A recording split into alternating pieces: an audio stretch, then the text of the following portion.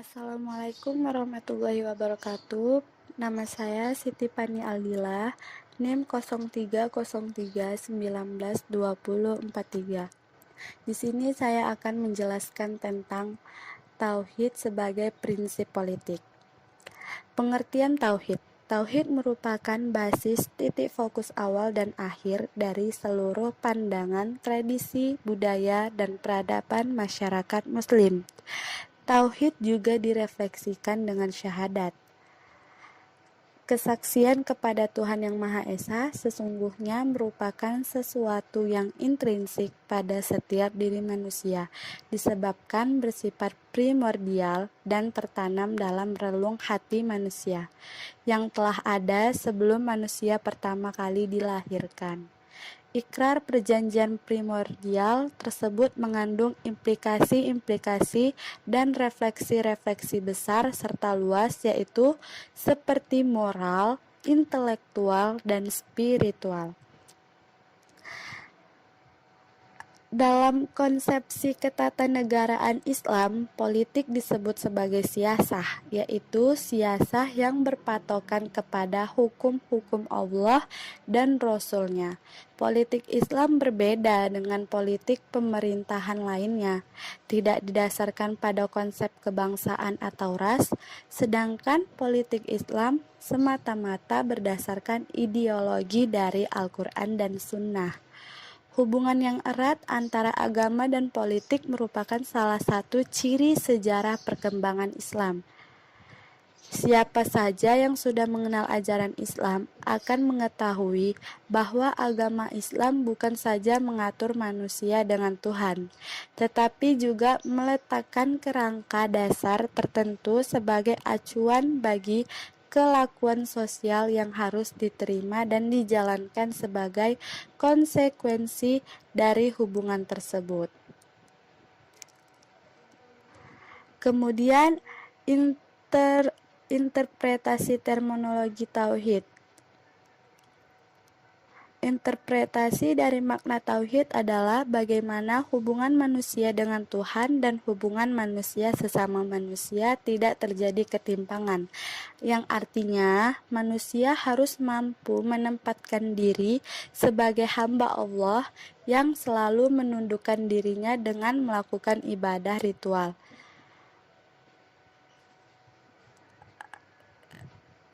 Tauhid dalam kajian sebagai salah satu cabang ilmu telah diklarifikasikan sebagai 3 bagian. Pertama, tauhid rububiyah. Dalam Islam, hakikat manusia beragama adalah meyakini adanya Tuhan. Bentuk dari keyakinan itu adalah mengabdikan diri kepadanya dengan segenap anggota tubuh. Dalam tataran tauhid rububiyah, pada dasarnya manusia berada pada posisi yang sama, yaitu meyakini suatu realitas wujud yang maha sempurna. Yang kedua, tauhid uluhiyah merupakan suatu penegasan bahwa Tuhan adalah Allah dan Muhammad adalah utusannya. Beriman terhadap uluhiyah Allah merupakan konsekuensi dari keimanan terhadap rububiyahnya.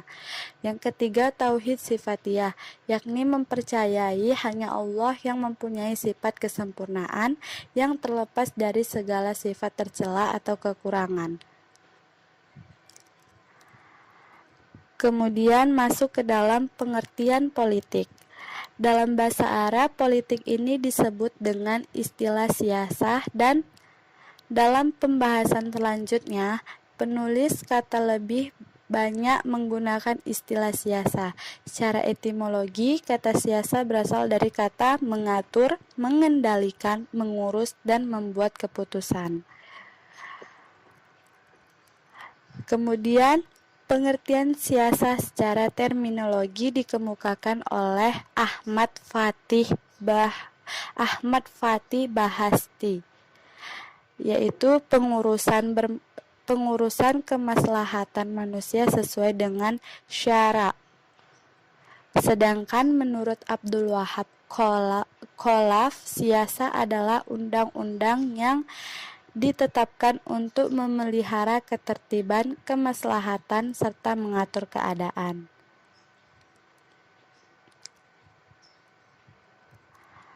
Oleh karena itu, di kalangan pemikir politik Muslim, politik siasa diklarifikasikan kepada satu siasah. Siasah syariah adalah siasah yang mendasarkan pengaturan kemaslahatan umat manusia sesuai dengan hukum syara. Yang kedua, siasah wadiyah adalah siasah yang bertumpu pada adat istiadat untuk pengalaman hidup yang diwariskan dari generasi ke generasi berikutnya. Dalam tulisan ini, objek pembahasan yang menjadi titik tekan adalah siasah syariah atau politik Islam.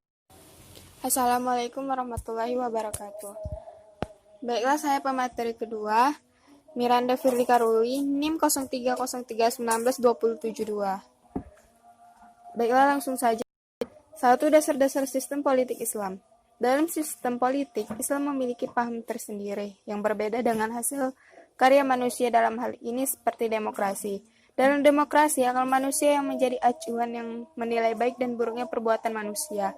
Dalam Islam, yang menjadi acuan sentral adalah Al-Quran dan hadis Nabi. Fungsi akal hanya sebatas memahami nas-nas yang terdapat dalam Al-Quran dan hadis.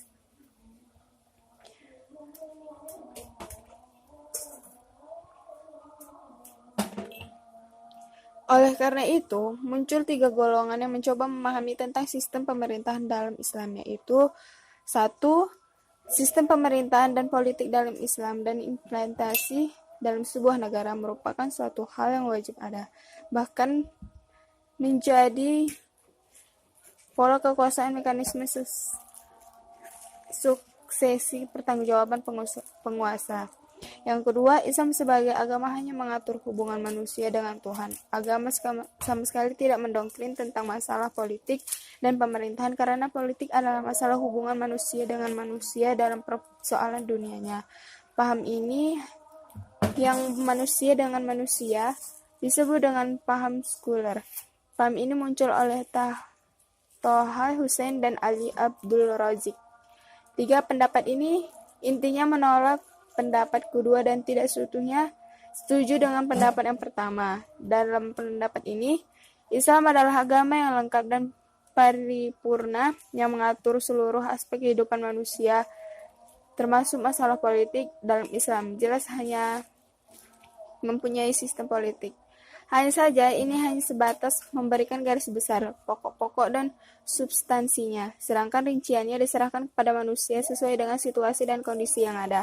Maka apabila sebuah negara telah selesai dengan prinsip syariah dan substansinya tidak bertentangan dengan kehendak dan dituju oleh agama Islam, walaupun 100% tidak seperti yang termuat dalam Al-Quran dan Sunnah, sudah dapat disebut dengan negara Islam atau Islami.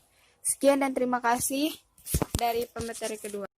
Assalamualaikum warahmatullahi wabarakatuh. Nama saya Ilham Hamzah Hasibuan, NIM 0303193164. Baik, langsung saja saya akan melanjutkan penyampaian materi dari kelompok 10, yaitu tujuan politik Islam. Tujuan paling mendasar dari politik Islam adalah menyediakan suatu kerangka dasar bagi persatuan dan kerjasama umat Islam. Kerangka untuk mencapai tujuan ini menurut Ismail Raja Al-Faruqi dapat direalisasikan dengan menerapkan 3 kesepakatan ummah pada 3 dimensi, yaitu pertama, kesepakatan wawasan, ijma' ar-ru'yah. Yang kedua adalah kesepakatan kehendak, ijma' al-iradah. Yang ketiga adalah kesepakatan tindakan, ijma' al-amali. D. Kedudukan politik Islam. Terdapat 3 pendapat di kalangan pemikir Muslim tentang kedudukan politik dalam syariat Islam, yaitu pertama, kelompok yang menyatakan bahwa Islam adalah suatu agama yang serba lengkap. Di dalamnya terdapat pula antara lain sistem ketatanegaraan atau politik. Kedua, kelompok yang berpendirian bahwa Islam adalah agama dalam pengertian Barat, artinya agama tidak ada hubungannya dengan kenegaraan. Yang ketiga, menolak bahwa Islam adalah agama yang serba lengkap, yang terdapat di dalamnya segala sistem ketatanegaraan, tetapi juga menolak pendapat bahwa Islam sebagaimana pandangan Barat yang hanya mengatur hubungan manusia dengan Tuhan. Demokrasi dalam Islam. Demokrasi Islam dianggap sebagai sistem yang mengukuhkan konsep-konsep Islam yang sudah lama berakar, yaitu musyawarah atau syura. Yang kedua adalah persetujuan ijma'. Dan yang ketiga adalah penilaian interpretatif yang mandiri atau ijtihad. Musyawarah, konsensus, dan ijtihad merupakan konsep-konsep yang sangat penting bagi artikulasi demokrasi Islam dalam kerangka keesaan Tuhan dan kewajiban-kewajiban manusia sebagai khalifahnya. Meskipun istilah-istilah banyak diperdebatkan maknanya, namun lepas dari ramainya perdebatan maknanya di dunia Islam, istilah-istilah ini memberi landasan efektif untuk memahami hubungan antara Islam dan demokrasi di dunia kontemporer. Baik, demikianlah yang dapat saya sampaikan. Wassalamualaikum warahmatullahi wabarakatuh.